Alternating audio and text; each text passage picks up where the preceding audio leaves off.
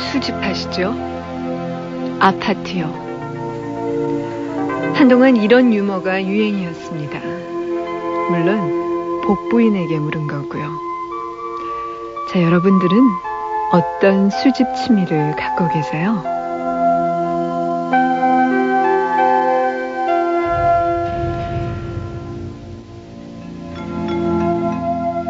안녕하세요. FM 영화음악의 정은임입니다.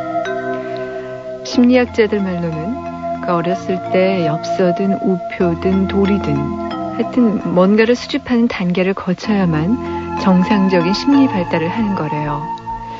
그래서 여학생들은 다들 그랬겠지만 한동안은 예쁜 종이들을 많이 모읍니다.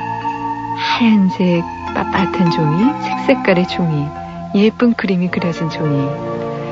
그것들을 귀하게 여겨서 모아두고 특별한 친구에게 편지 쓸 때만 이용했지요. 그런데요, 요즘은 그렇게 종이를 모으는 친구들은 별로 없는 것 같습니다. 그만큼 종이가 흔해졌죠.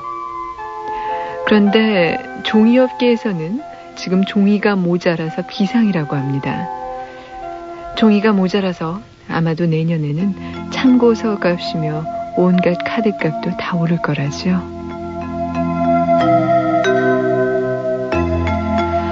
어떤 사람이 늘 이면지를 활용한 종이 묶음을 가지고 다녔습니다. 거기다가 계획도 세우고 계산도 하고 전화 온 거 받아 적어도 두고. 그런데 같은 사무실에 있는 직원이 그러더라고요. 아유, 저런 사람 얼마나 잘 살지 알만하다, 알만해.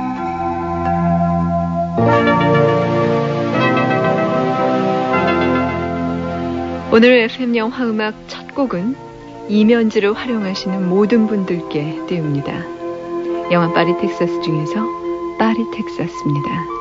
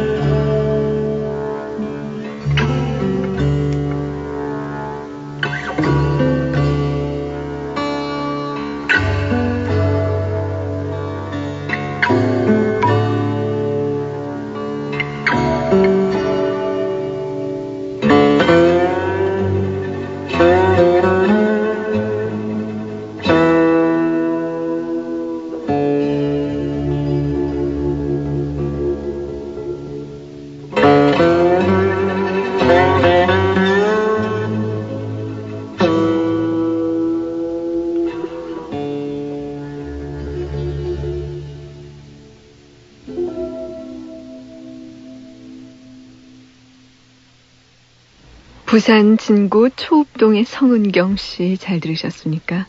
영화 파리 텍사스 중에서 기타의 선율이 아주 가슴속으로 파고드는 파리 텍사스 오늘 첫 곡으로 띄워드렸습니다. 저희 방은요, 아나운서실, 저희 아나운서 사무실을 우리는 방이라고 얘기를 하는데요. 저희 방 사람들은 상당히 종이를 많이 씁니다. 왜냐하면 원고들을 전부 소화해야 하기 때문에 종이들을 많이 쓰는데, 그래서 우리는 메모지가 따로 필요가 없어요. 그 원고들을 다 쓰고 나서 그것을 다 잘라가지고 그 이면지를 쓰거든요. 어떤 사무실인지 모르지만 그분이 보셨다면 참 우리 방 사람들 욕 많이 얻어먹었겠죠? 자, 여러분들은 그런 욕은 얼마든지 먹을 수 있는 그런 자세가 돼 있었으면 좋겠다라는 생각이 드네요. 서울 성동구 광장동의 박은진 학생 오랜만에 엽서 잘 받아봤습니다. 제가 신청곡 띄워드릴게요. 자, 어느 분인지 모르겠지만 굉장히 예쁜 글씨로 아주 정성 들이고 아늑하고 따뜻한 글씨인데 그 글씨에다가 그 글씨로 엽서를 적어주셨어요. 근데 성함은 안 적어주셨는데 이런 말씀을 하셨네요. 소세지 속에 점점이 박힌 야채같이 프로그램, 저희 FM 영화음악 프로그램 곳곳에서 묻어나는 사랑을 언제까지나 함께할 수 있기를 바란다고 하셨는데요. 자, 그 사랑을 전해드리겠습니다. 대구 수성구 상동에서 노편정 씨도 신청하신 곡인데요. 영화 Always 중에서 여러분이 아주 좋아하시는 곡 띄워드리겠습니다. 노편정 씨는 이 주제곡의 스페링을 알고 싶다고 하셨죠? Smoke gets in your eyes, J.D. 사우더의 노래고요.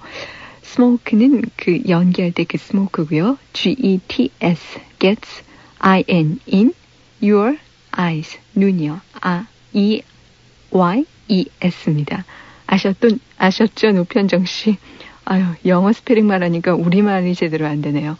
자, J.D. 사우더의 노래 Smoke gets in your eyes 띄워드립니다.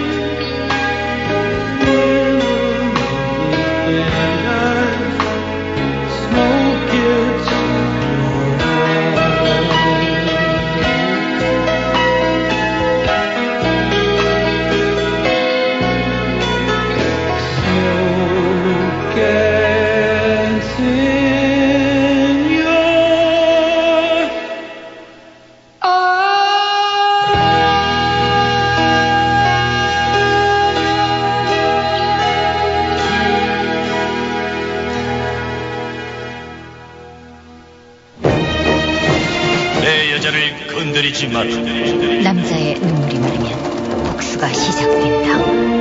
가차없이 단 한 번에 사랑의 이름으로 너를 처단한다. 세계를 긴장시킨 톰 클랜시의 최신작 복수. 서점에 있습니다. 도서출판 고려원. Now I'm drowning in the flood. Always. 항상 그대 곁에서 하나의 추억으로 기억될 음악이 있습니다. 본조비의 새 노래 Always. 그들의 최신 앨범을 만나세요. Polygram. 미니쉘이 더 맛있어졌어요. 모양도 깜찍하고 더 예뻐졌고요. 이 예쁜 미니쉘을 오빠 필통에 살짝, 아빠 승용차에도 참 좋아하시겠죠? 블랙러즈 미니쉘. 전요 미니쉘을 가방에 넣고 다녀요. 나만의 매끄러운 가슴선. 비너스 슬링커 브라운. 얇으니까 이음선이 없으니까 가슴선이 매끄럽게 살아난다. 비너스 슬링커 브라운. 사랑의 피너스. 내 여자를 건드리지 마라. 남자의 눈물이 마르면 복수가 시작된다. 가차없이 단 한 번에 사랑의 이름으로 너를 처단한다. 세계를 긴장시킨 톰 클랜시의 최신작 복수. 서점에 있습니다. 도서출판 고려원. 여보세요? 비 많이 맞았지? 나 휘재야.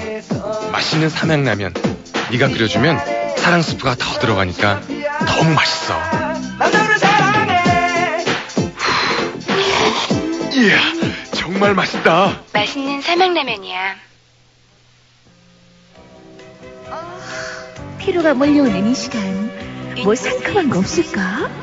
맞아, 레모나. 피로회복 기미 주근깨 비타민C 레모나.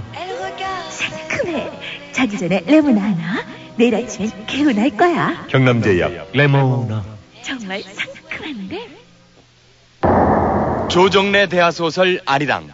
왜 대학가의 화제인가? 슬픈 아리랑이 아니라면서? 진취적인 민족의 기상이 담긴 아리랑이야. 읽을수록 신명나는 책? 읽을수록 자랑스러운 책. 태백산맥의 작가 조정래 대하소설 아리랑. 도서출판 해냄. 아, 무궁화 꽃이 피었습니다. 그 출판사 맞지?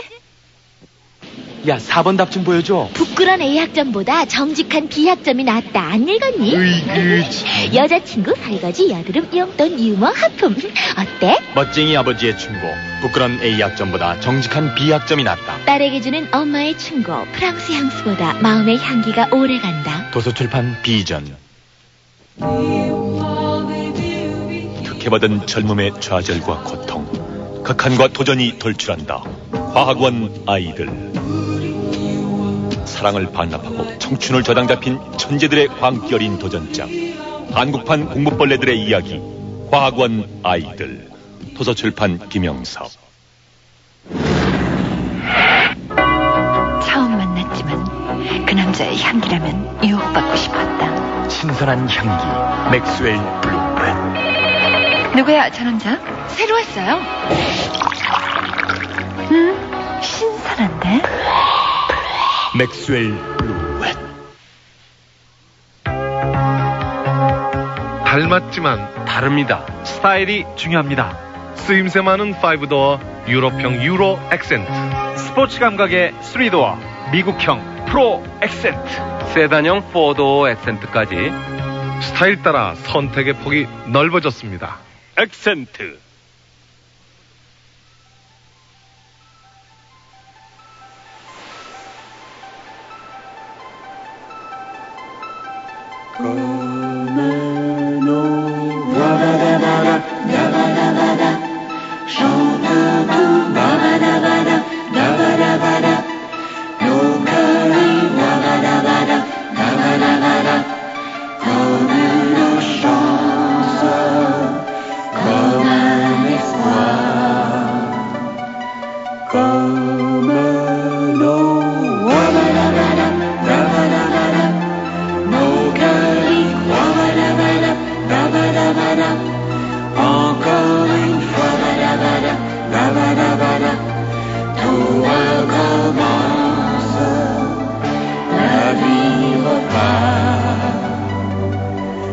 combien de joie, rien des drames. Et voilà, c'est une longue histoire. Un homme, Une femme ont forgé la trame du hasard. Comme nos voix, badabada, dabadabada, nos cœurs en joie, badabada, dabadabada, on fait le choix, badabada, dabadabada, d'une romance qui passera. Chance qui passera. Chance pour toi et moi, badabada, dabadabada, toi et moi, badabada, dabadabada, toi et moi, badabada, dabadabada, toi et moi, badabada, dabadabada, toi et moi.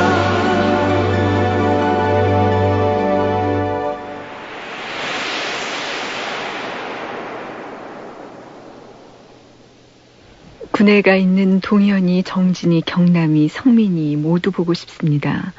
인천 남구 옥년동의 김태진 씨 이런 편지와 함께 누나는 여자라서 친구들이 군대에 가고 혼자 남겨지는 기분은 모를 겁니다 하셨는데요. 그 기분은 몰라도요. 친구들이 모두 시집가고 나서 혼자 남겨지는 기분은 아마 김태진 씨도 모를 겁니다. 남과 여의 차이점인가요? 영화 남과 여 중에서 니콜 그루아슬과 프란시스 레이가 함께 부른 테마 띄워드렸습니다. 이 영화 남과 여의 여자는 아누크 예메고, 남자는 장루이 트랑티낭이죠. 장루이 트랑티낭을 최근에 우리는 늙은 모습을 볼 수 있었어요. 젊은 이렌네 야곱을 사랑하는 노판사, 바로 세 가지 색, 그 중에 레드였죠. 이 장루이 트랑티낭이 최고의 연기를 보여준 영화 하면은 되게 에릭 로메르 감독의 모드에서의 하룻밤, 그리고 베르나르도 베르토루치 감독의 수능자를 꼽습니다. 수능자, The Conformist. 이태리 원제로는 Il Conformista라고 하는데요. 이 영화는 또 많은 평론가들이 베르토루치 감독의 최고 걸작이라고 칭찬하는 영화죠. 장루이 트랑티낭은 이 영화에서 무솔리니를 추종하는 파시스트의 하수인 마르첼로로 나옵니다. 베르나르도 베르톨루치가 29살 때인 1969년에 만든 영화 수능자, 바로 오늘 FM 영화 음악의 Three Thumbs Up Movie입니다. 우선 이 영화의 원작자는 성과 정치에 관해서 파격적인 소설을 많이 쓴 알베르토 모라비아입니다. 그리고 음악은 몇 년 전에 사망한 프랑스 영화 음악의 거장인 조르즈 들루리가 맡고 있는데요. 그가 음악을 맡은 다른 영화로는 트리포 감독의 쥬르가 짐, 또 피아니스트를 써라, 알렉 레네의 히로시마 내 사랑, 장리 꼬다르의 경멸, 그리고 미국의 플래툰에 이르기까지 정말 헤아릴 수 없이 많습니다. 이 영화 수능자는 어느 겨울 새벽 파리의 한 호텔 방에서부터 시작됩니다. 방 바깥에는 붉은 네온 사인이 깜빡거리고요. 그 불빛에 호텔방 역시 어두워졌다, 밝아졌다. 그것이 반복되죠. 주인공 마르첼로는 그렇게 어둠과 밝음이 교차되는 방 침대에 걸터 앉아서 전화를 기다리고 있습니다. 그가 잠시 후에 암살할 사람은 콰드리교스입니다.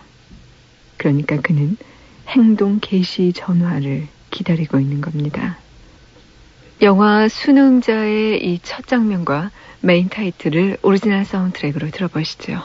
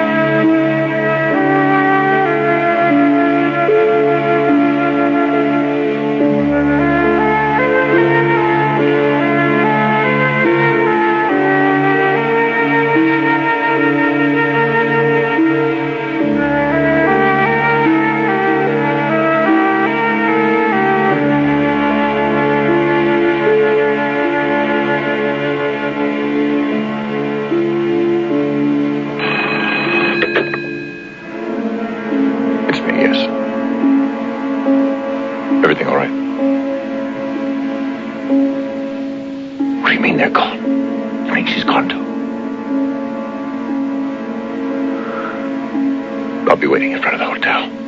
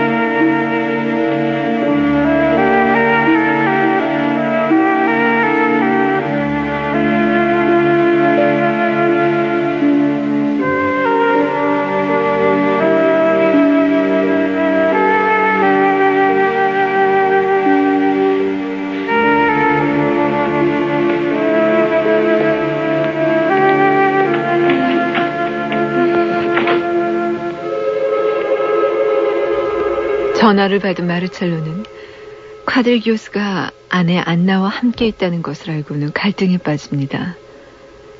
그리고 잠시 후 호텔을 빠져나와 동료의 차를 타고 안개 짙은 새벽 거리를 달립니다. 교수 내외가 있는 곳으로. 자, 마르첼로는 차를 타고 가면서 옛 기억을 떠올립니다.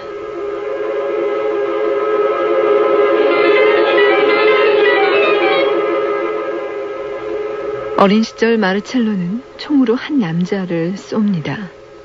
그 남자는 동성연애자였죠. 그 이후부터 그는 동성애적인 사건을 경험할 뻔했던 그 기억에 사로잡힙니다. 청년이 된 마르첼로는 자신의 동성애적인 성향을 억누르기 위해서, 그리고 또 정신병원에 입원한 아버지와 퇴폐적인 생활에 빠져있는 어머니로부터 벗어나기 위해서, 그리고 무엇보다도 자신이 평범하다는 것을 입증하기 위해서 체제에 순응합니다. 결혼, 그리고 파시즘을 택한 것이죠. 그는 관능적이지만 어딘지 천박한 부르주아 계급의 처녀 줄리아와 결혼하고 무솔리니의 검은 셔츠단에 입당해서 파시스트의 하수인이 됩니다. 그리고 파시스트의 신봉자인 맹인 이탈로를 정신적인 지조, 정신적인 아버지로 삼지요. 그런 그에게 드디어 임무가 하달됩니다. 파리로 망명해서 레지스탕스 투사로 활약 중인 콰드리기오스를 암살하라는 명령입니다. 그런데 콰드리기오스는 마르첼로의 대학 시절 은사고 마르첼로는 그의 뛰어난 제자였습니다. 어쨌든 마르첼로는 줄리아와 함께 파리로 가서 콰드리기오스와 그의 아내인 안나를 만납니다. 그런데 안나를 보는 순간 마르첼로는 진실된 사랑을 느낍니다. 파시스트의 임무와 사랑하는 안나와 아내 줄리아 사이에서 정신적 혼란을 겪는 마르첼로. 그는 안나와 함께 멀리 달아날 꿈을 꿉니다. 자, 여기서 마르첼로의 회상은 끝납니다. 그리고 눈 덮인 숲속의 차도. 아내 안나와 함께 차를 타고 가던 콰드리기오스는 뭔가 이상한 낌새를 눈치채고는 차 밖으로 나옵니다.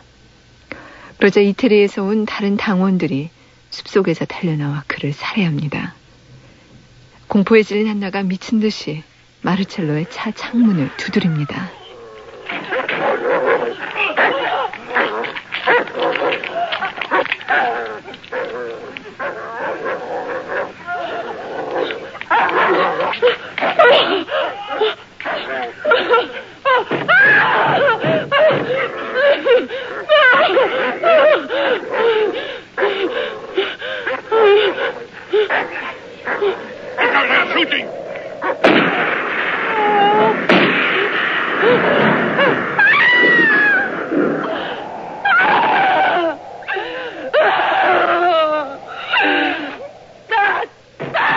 하지만 마르첼로는 권총을 손에 쥐고 그녀를 쏘지도, 그렇다고 그녀를 보호하지도 못하고 마비 상태에 빠집니다. 그녀는 숲속으로 도망가지만 뒤따라온 다른 당원들의 총을 맞고 눈 위에 쓰러집니다.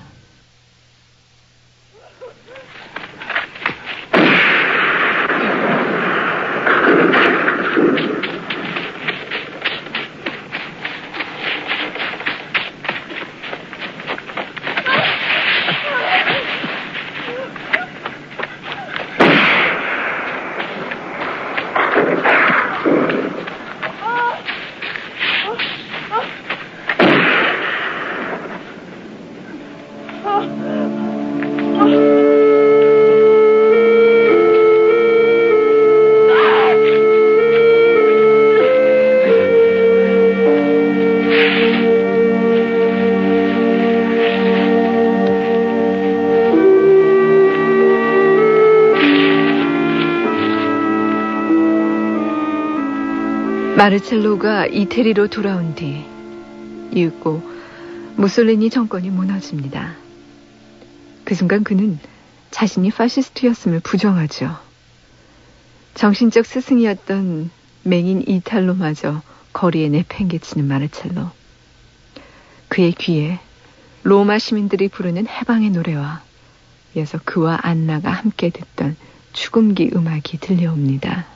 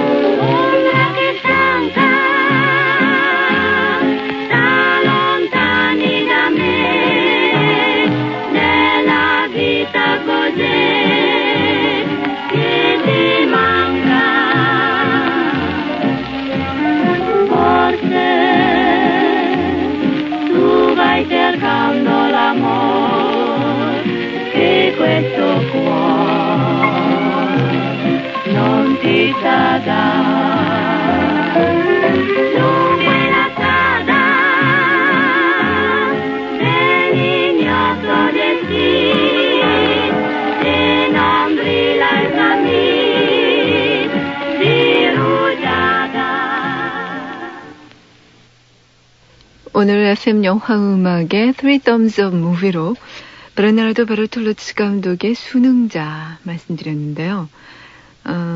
베르톨루치 감독의 초기 작품들을 감상하시려면 무엇보다도 그의 성장 배경을 먼저 알아야 합니다. 베르톨루치는 아주 유복한 가정 출신이에요. 그의 아버지는 유명한 시인이자 영화평론가였고요. 또 베르톨루치는 아버지의 소개로 파졸리니 감독의 조감독이 됐는데요. 문제는 그런 아버지가 베르톨루치 자신에게는 도저히 뛰어넘을 수 없는 벽 같은 존재라는 사실입니다.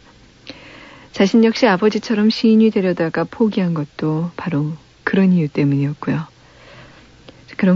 그런 베르톨루치가 나중에 정신적인 아버지로 여겼던 사람은 다름 아닌 장리 고다르 감독입니다. 하지만 고다르 감독 역시 베르톨루치에게는 커다란 벽이 되고 말았죠. 이런 여러 가지 콤플렉스에서 벗어나고픈 욕망이 바로 이 영화 수능자에 잘 그려져 있습니다. 영화 속에서 자신이 암살해야 할 콰드리 교수의 파리 집 주소가 고다르 감독의 실제 집 주소와 같았다는 점이 이런 배경을 잘 설명해주고 있죠. 그리고 또 자신이 우상처럼 여겼던 아버지가 정신병원에 갇혀있는 모습으로 그려지고 있고요. 또 정신적인 지주였던 이탈로마저 길에 내팽개칩니다. 그러니까 말하자면 이 영화 수능자는 베르톨루치의 아버지에 대한 콤플렉스를 그린 영화라고 할 수 있을 것 같습니다. 이 영화에서 교수의 아내 안나 역은 그 묘한 매력의 여배우 도미니크 산다가 맡았고요. 또 마르첼로의 아내 줄리아 역은 스테파니아 산드렐리가 맡았습니다. 이 두 여배우는 나중에 베르톨루치 감독의 또 다른 영화에서 다시 만나지요. 바로 1900년입니다. 여기서 도미니크 산다는 로버트 드니로와 결혼하면서 그 자유로운 정신의 날개가 꺾여버린 불행한 여인으로 나오고요. 스테파니아 산드렐리는 제라르드 바르디유의 아내로 나와서 압박받는 농민들의 리더, 아주 강한 여인의 모습으로 나오죠. 자, 1900년 중에서 올모와 알프레도 띄워드립니다.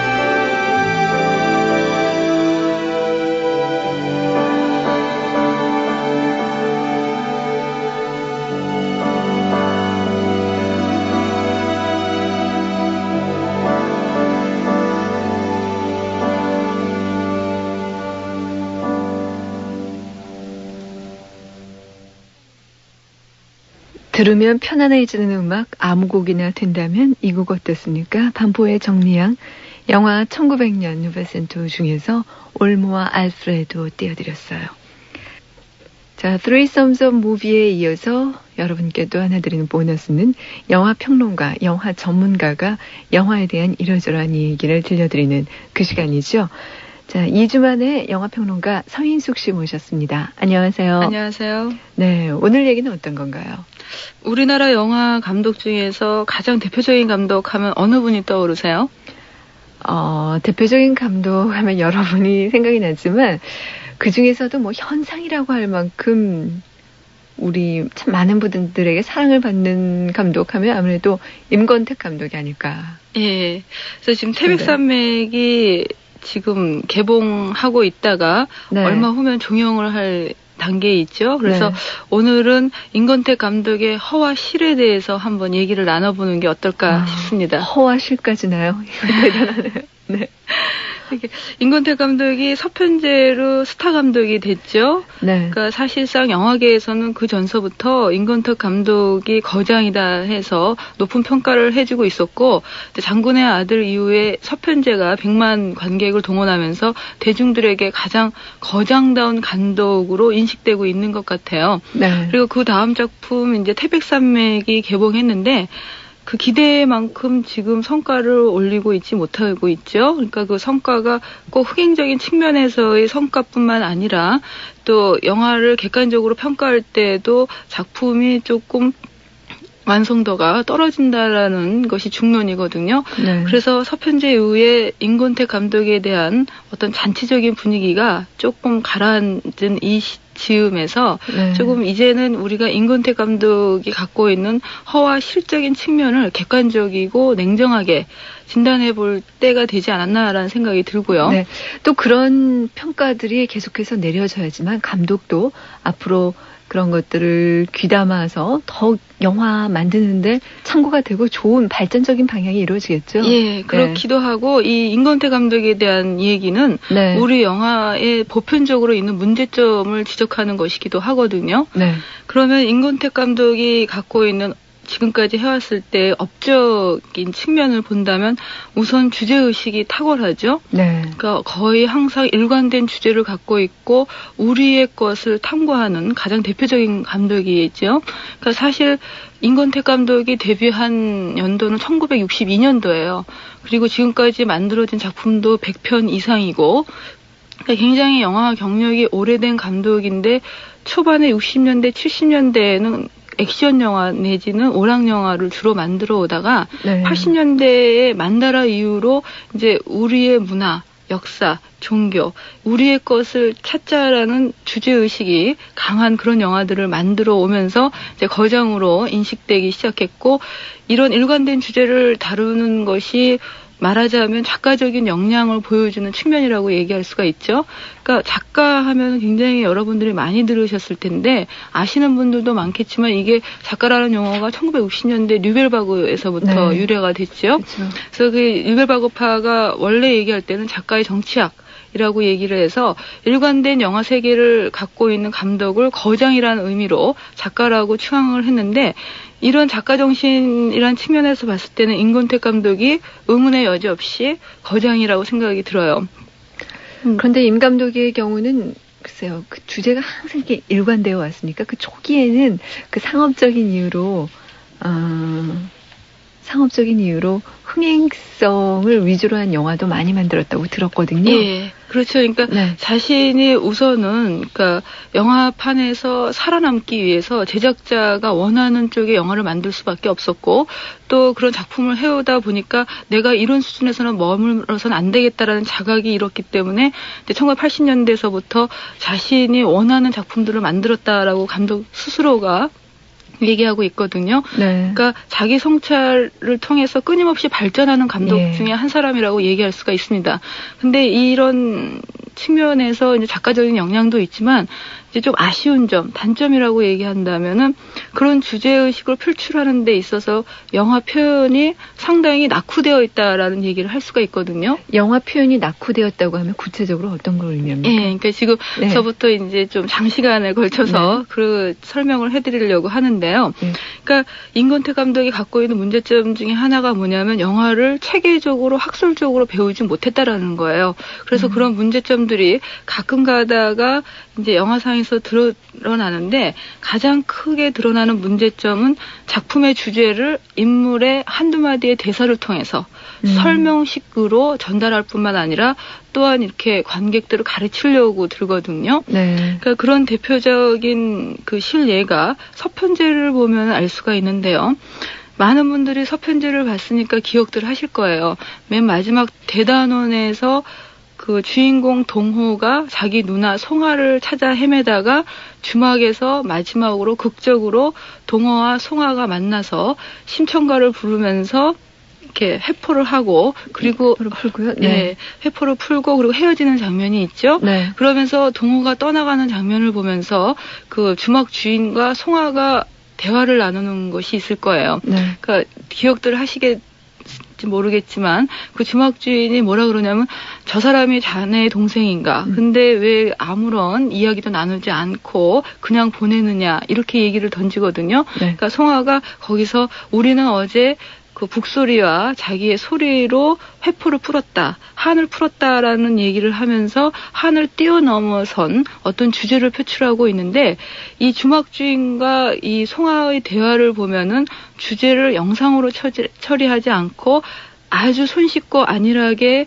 대사로 처리하는 전형적인 장면이라고 얘기할 수가 있습니다. 네. 왜냐하면은 그 앞에서 동호와 송어가 그 북소리에 맞춰서 노래를 부르는 그 장면을 보면 대사가 하나도 없거든요. 그리고 순수하게 장면화와 카메라의 움직임으로 둘의 감정을 표출해주고 있는데 이 감정 표출이 완전하고 충분했다면 나중에 그 뒷장면에서 주막 주인과 송아가 설명식으로 우리가 어제 한을 풀었다라는 그런 얘기를 할 필요가 없거든요. 네. 그러니까 이것은 또 다시 거꾸로 얘기를 하면 그 앞장면이 불충분했기 때문에 사족으로 곁들여서 들어갈 수밖에 없는 장면이었다라는 얘기가 되고요. 네. 그러니까 이것을 봤을 때는 예전에 지금 뭐 70년대, 80년대에서 프랑스에서 누베 이마주 해서 영화는 영상으로 시각적으로 표현해야지 결코 연극이나 소설의 표현 수단인 대사로 많은 것들을 표현하지 말자라는 것을 공공연하게 주장이 되어 왔고 네. 그리고 이제는 영상 표현력이 상당히 발달되어 있는 상황일 뿐만 아니라 세련되어 있기 때문에 국제 무대에 나가서 다른 외국의 영화들을 봤을 때는 이미 그 동호와 송아가 나누는 그런 장면에서 내적인 심리 표현이라든지 내적인 그 내용을 얼마든지 시각적으로 표현해주고 있거든요. 네. 근데 그렇지 못하고 뒤에 대사로 안일하게 처리했을 경우는 이미 국제적인 경쟁력에서 보통 뒤졌다라고 얘기할 수가 있습니다. 네. 그런데 그런 경향이 임 감독의 다른 작품들에서도 나타납니까? 예, 이제 그런 경향이나 단점이 노골적으로 드러나는 것이 태백산맥에서라고 볼 수가 있는데요. 네. 태백산맥에서는 인본주의 테마를 다루고 있는데 그 인본주의 테마나 정신이 가장 많이 전달되는 게 안성기라는 주인공입니다. 안성기 주인공의 대사를 보면 거의 실생활의 대사라기보다는 역사 강의실이라든지 역사책에서 볼 수 있는 그런 대사들이 그냥 거침없이 그러니까 여과되지 않고 흘러나오고 있거든요. 그리고 인본주의라는 테마가 극적으로 전체를 통해서 극을 관통해서 흐르면서 보는 사람이 같이 공감을 해야 되는데 주로 안성기 대사에 의존해서 전달받기 때문에 전혀 감흥을 같이 느낄 수 없고 공감할 수도 없고 그리고 또한 이 안성기라는 인물이 살아있게 묘사도 안 되죠. 그래서 국내에서 흡수되지 않은 상태에서 안성기라는 인물이 겉으로 떠도는 그런 인물로 남아있게 됩니다. 그리고 인본주의 테마를 우리가 알긴 하지만 느낄 수는 없는 게 또 태백산맥이 갖고 있는 그 한계점이라고 얘기할 수가 있죠. 근데 이 태백산맥을 보면서 한 가지 말씀드리고 싶은 건 뭐냐면은 어떤 한 사실을 보도하는 데 있어서는 뉴스나 소설이나 역사책이나 영화나 똑같이 전달한다는 기능만을 봤을 땐 똑같아요. 하지만 그것을 어떻게 표현해서 전달하느냐는 각 매체마다 차이가 있거든요. 그러니까 가령 뉴스가 정확한 사실 보도를 객관적으로 묘사하는 것이 뉴스의 기능이라면 똑같은 요즘 최근에 성수대교가 무너져서 많은 이제 얘기가 되고 있는데 성수대교가 무너진 사실을 뉴스는 있는 그대로 전달하지만 그것을 영화로 만들 때는 성수대교가 무너지게 된 원인이라든지 거기에 등장인물이 등장하면서 극적인 사건으로 재창조돼야만 극영화에게 알맞는 것이거든요. 근데 지금 태백산맥에서 안성기가 하고 있는 것은 역사책이나 역사 철학서면 얼마든지 접할 수 있는 내용들이 그대로 들어가 있고 그런 내용들은 역사나 다른 교과서에서도 얼마든지 우리가 배울 수 있는 것이거든요. 그러니까 태백산맥이 극영화답기 위해서는 전체적으로 극적인 구성에 의해서 그리고 극적인 사건으로 인해서 그 인본주의 테마를 느껴야만 그리고 공감해야만 극영화다운 기능을 제대로 발휘했다라고 얘기할 수가 있습니다. 그러니까 드라마적인 요소가 많이 부족했다는 말씀인가요? 예, 그러니까 임권태 감독이 갖고 있는 가장 이제 기본적인 단점이라고 얘기할 수가 있는 게 뭐냐면은 극적인 구성이 미약하다라는 얘기예요. 그러니까 서편제에서부터도 예전에 왜 송하가 그 눈을 멀게 하는 대목에서도 거의 그 아버지의 내적인 동기나 심리 표현 없이 그냥 아주 매몰차게 그 한을 있어야 된다라는 그런 차원에서 독약을 먹이는 걸로 넘어가죠. 네. 이런 것들도 인과관계가 느슨한 그런 극적인 구성을 보여주고 있고 태백산맥에서도 좀 여러 마리 토끼를 쫓다 보니까 극적이기보다는 그냥 하나의 역사적인 사실을 전달하는 식으로 나열하는 식으로 전해지고 있거든요. 그리고 조금 더 아쉬운 점을 든다면 그 서편제에서 아까 그 동호가 떠나는 장면은 이제 송하하고 주막 주인이 쳐다보면서 얘기를 나누는데 동호가 타고 가는 버스가 있어요. 근데 그 버스가 보면은 그 앞쪽에 대우란 마크가 딱 찍혀져 있거든요. 근데 이 서편제의 시대적 배경이 언제냐면 50년대, 60년대예요. 근데 대우가 있기는 70년대 이후 아닙니까? 그러니까 이렇게 시대적인 고증이나 사실성에 맞지 않는 경우도 임감독 작품에서 자주 드러나는 점들이거든요. 그 대우가 찍혀진 버스뿐만 아니라 또 아마 발견하셨을 거예요. 그 역에서 새마을호가 뒤에 지나가는 모습이 보인다든지, 그리고 제가 서편제를 3번을 봤는데 그 엑스트라, 그러니까 학생복을 입은 엑스트라가 다른 장소, 다른 시간에 장면에서 3번 등장하거든요. 똑같은 엑스트라가. 이렇게 좀 치밀하지 못한 면은 거장의 임권태 감독에서는 발견되어서는 안 되는 요소들이죠. 그런데 그런 요소는 또 어떻게 보면 우리 한국 영화에서도 한국 영화 그 전반적인 어떤 뭐랄까요, 병폐라고나 할까요? 제작비가 부족하기 때문에 그런 걸까요? 많이 발견되고 있잖아요. 아니요, 조금 더 치밀하고 논리적이고 계획적이라면 얼마든지 피해갈 수 있는 허점들이거든요. 그러니까 그냥 어떤 매너리즘에 빠졌던 단면을 드러내 놓는다라고 얘기할 수도 있고, 태백산맥 같은 경우에서도 그런 장면이 보이는데요. 이렇게 총 쏘고 막 달려가는 군인들은 많고 효과음으로 막 총소리가 들려요. 그리고 군인들은 총을 들고 막 산 위로 올라가는데 정작 총 쏘는 사람의 모습은 하나도 안 보이거든요. 사실성을 살리기 위해서는 효과음에 총소리가 막 나면 달려가는 군인도 보여야 되지만 앉아서 총을 쏘는 사람들의 모습도 보여야만 더 사실다운 표현이 될 텐데 그런 것들에 대해서 배려를 하지 못하는 게 임 감독이 갖고 있는 어떤 단점 내지는 허점이라고 얘기할 수가 있습니다. 근데 이렇게 태백산맥이나 서편제의 주제의식이 탁월했기 때문에 임 감독의 거장으로 추앙받는 데에는 우리나라 영화가 주제의식에 천착하는 그런 성향도 있었지만 그것을 제대로 지적해주지 못한 비평계의 책임도 있거든요. 그러니까 거의 이제 비평가들의 첫 번째로 꼽는 그 순위를 보면은 얼마만큼 리얼리스틱하냐, 그리고 얼마만큼 주제의식이 탁월하느냐.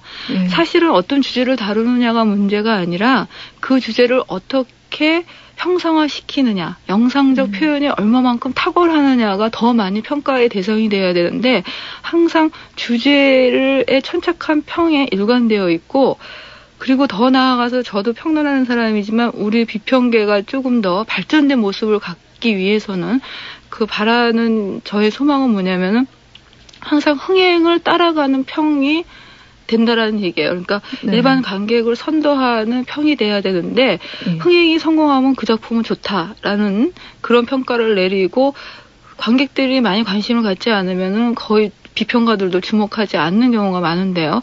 그런 단적인 신뢰가 화원경 같은 작품을 들 수가 있죠. 그러니까 화원경이 서편제와 거의 같은 시기에 개봉을 했기 때문에 관심을 많이 받지 못한 경우도 있지만 사실 그 작품이 다시 재주목된 것은 베를린 영화제에서 알프레드 바우어상을 받고 난 다음에 화원경을 재평가하기 시작했거든요. 그거는 어떤 면에서 사대주의적인 비평계의 관습이라고 할 수도 있고, 밖에 나가서 상타기 전에 이미 우리가 화원경이 좋은 작품이다라고 평가를 내려줬어야 되는데 그 어떤 상이라든지 관객의 반응을 뒤쫓아가는 평론계의 관습도 좀 지양돼야 될 점이 아닌가 싶습니다. 네. 그런데 물론 평론계의 일반적인 상황은 아니겠죠. 그런 것들이 제가 보기에도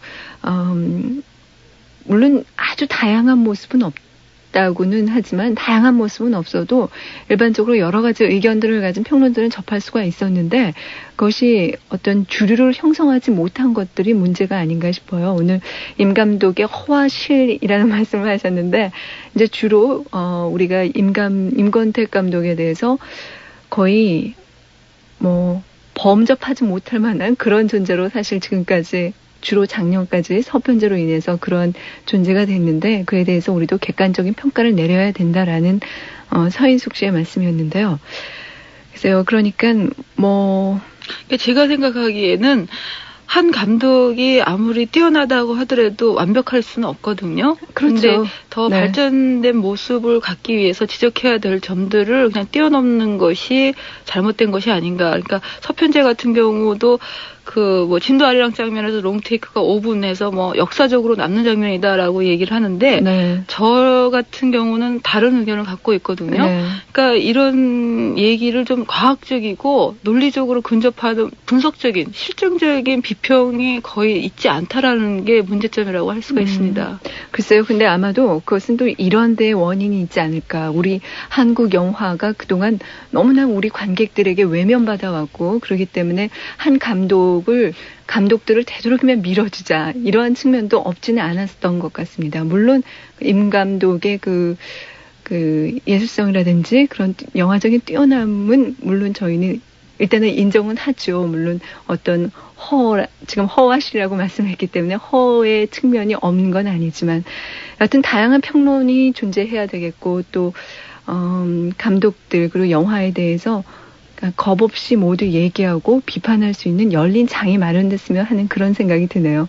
서인숙 씨도 앞으로 좋은 평론 부탁드리겠습니다. 네, 감사합니다. 네, 다음 주에 다시 뵙게 되나요? 더 좋은 얘기 기다리겠습니다. 예, 고맙습니다. 수고하십시오. 네. 자, 오늘도 아무래도 신청곡 못 들려드릴 것 같네요. 여원 학생. 친구 혜원이에게 좀 양해 부탁드리겠습니다. 대전 중구 유천동의 이영씨 오늘 마지막 곡 함께 해주시죠. 광주 동구 계림 1동에서 정종민 학생이 신청하셨습니다. 영화 태백산맥 중에서 돌아눕는 산.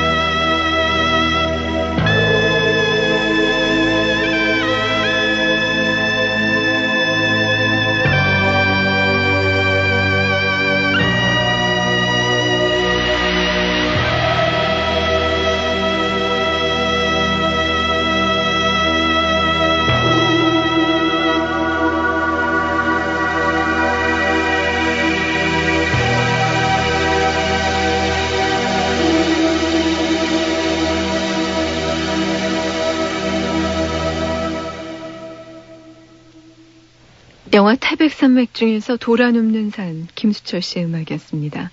자, 오늘 헐리우드 영화음악 CD는 충남 연기군 조치원읍의 홍수은 씨께 보내드립니다. 저희 FM 영화음악 여기서 마칠게요. 프로듀서 홍동식, 저 진행의 정은임이었습니다. 편한 밤 되십시오.